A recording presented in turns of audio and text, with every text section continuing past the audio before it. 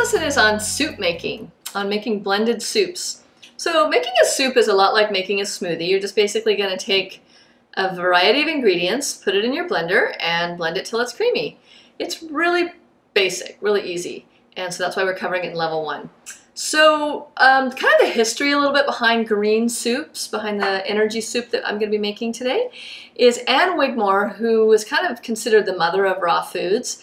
She created a recipe just like this when she had her Hippocrates Health Institute, and she was helping people to heal from cancer and all kinds of diseases. And she found that eating a soup like this is really all anyone needed in order to heal. They didn't need to eat a lot of different kinds of food. As long as they had something that had a variety of these ingredients in it, which I'm going to go through, they were healing their bodies. The blended food, like I talked about earlier, is easier to digest, and so your body's able to assimilate it easier than it would to have to chew everything. So it's a really great healing food. It's a good food for when you come off of a fast.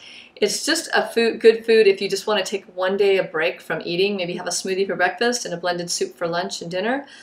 And I love having blended soups. It's my favorite way to break a fast for sure. And I always look forward to eating these. So today, if you look in your manual, you'll see that you have several soup recipes. And the one that the one I'm teaching you is the creamy cilantro soup. So the first ingredient is a zucchini. Now you'll see that I use zucchinis a lot in a lot of my recipes. And that's because it doesn't have a lot of flavor. It does have a lot of nutrition.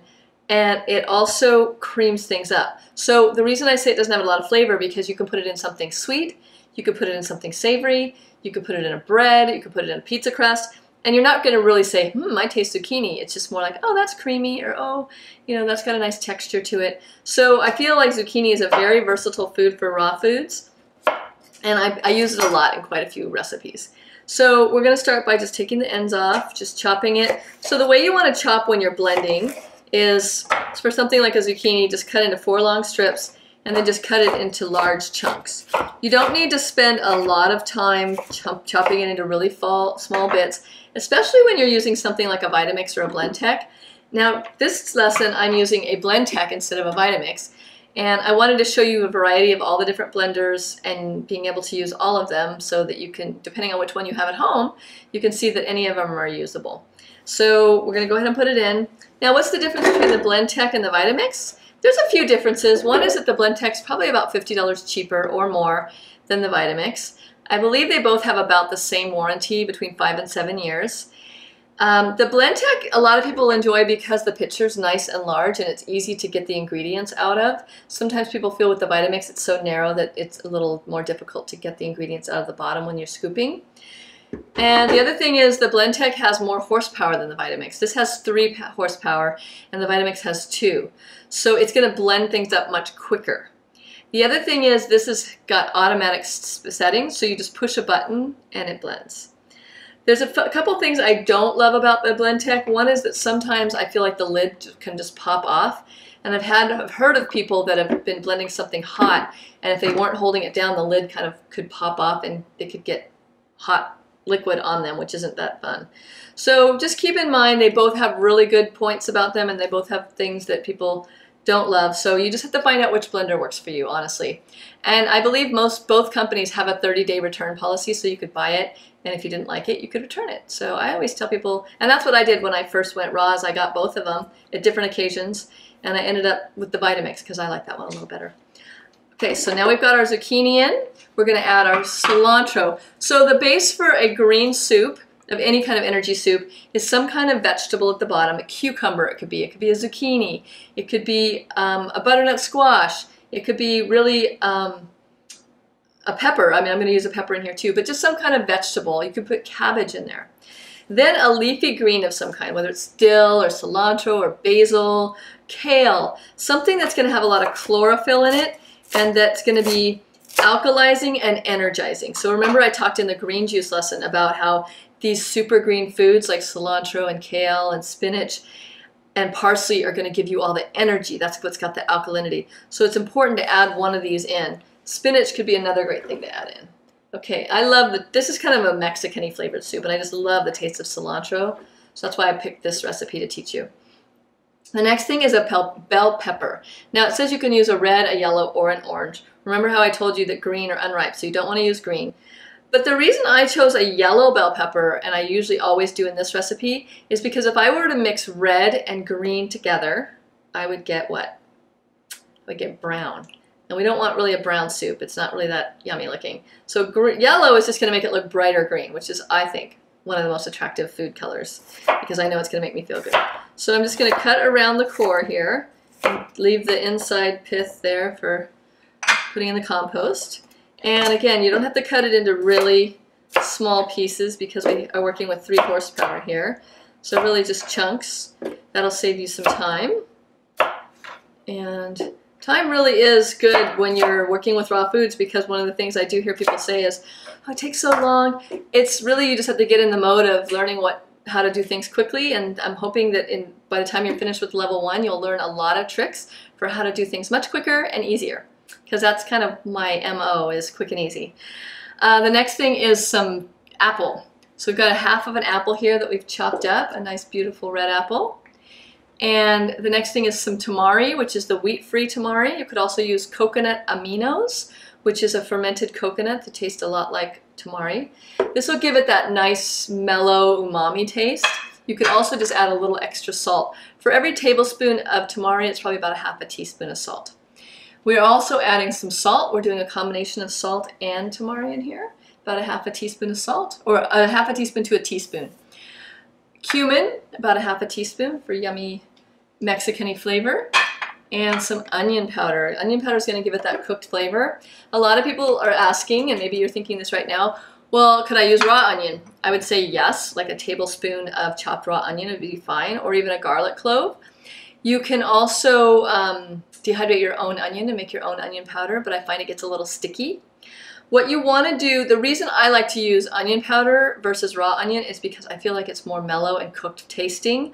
And it gives me, when I'm eating this soup, like almost like I'm eating a cooked soup. So that for me is my personal preference, and it gets a little bit sweeter, which I enjoy. Really personal preference on that. Okay, so the next thing is our cayenne to give it a little kick, a little spice. And you can also use habanero or jalapeno or whatever pepper you have on hand, just chop it up and throw it in. And the last thing is our avocado. Now in your recipe it says to add the avocado. Well, it actually says to add it after you've blended the ingredients, because sometimes what will happen is if your flavor is not balanced right, if you add the avocado in at the beginning, if you over blend your recipe, the avocado becomes kind of gloopy. So when you go to pour it, instead of pouring out like a nice soup, it'll just kind of turn into like a pudding consistency, and it'll kind of clump out, and that's not really that appealing for a soup.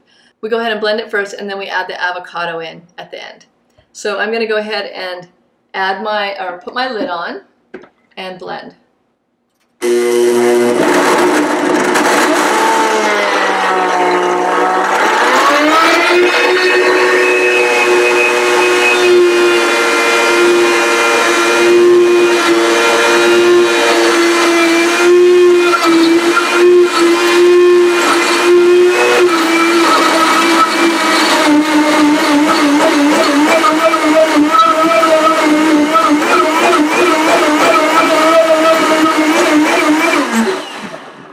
Okay, so I pushed the soup setting on that, and it looks like it's starting to blend pretty well, and I think I'm ready to add my avocado. If you need to add a little water, you can add it when you add all the other vegetables in, if your blender's not working quite right.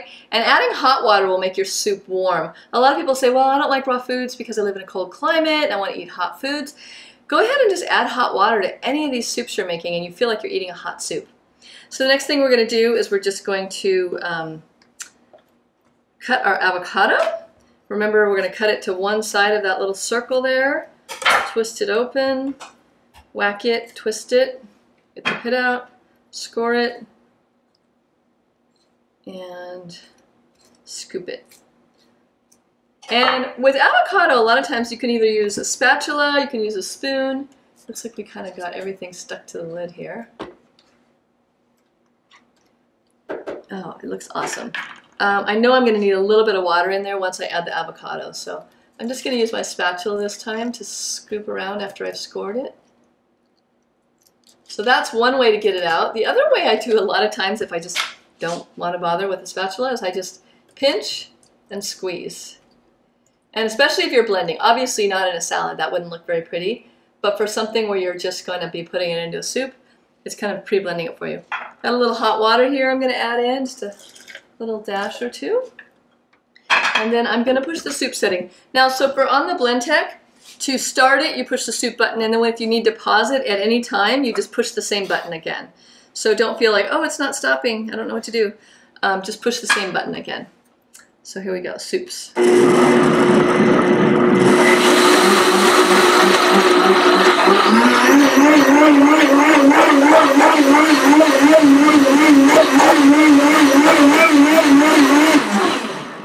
I don't want to overblend it, so I feel like that was a good amount. I know it's pretty creamed up here, so this will be good.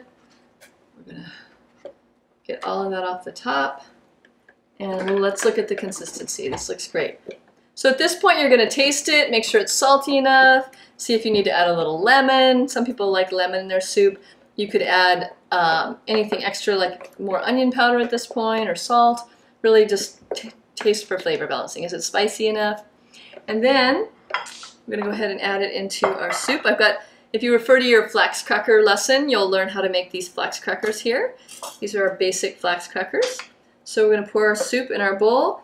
This soup will make 2 meals, 2 full meals, or 4, like if it's an appetizer or you want something smaller, it would serve 4 people. So there we go, we've got our soup, we've got our nice little spoon, now we've got our crackers.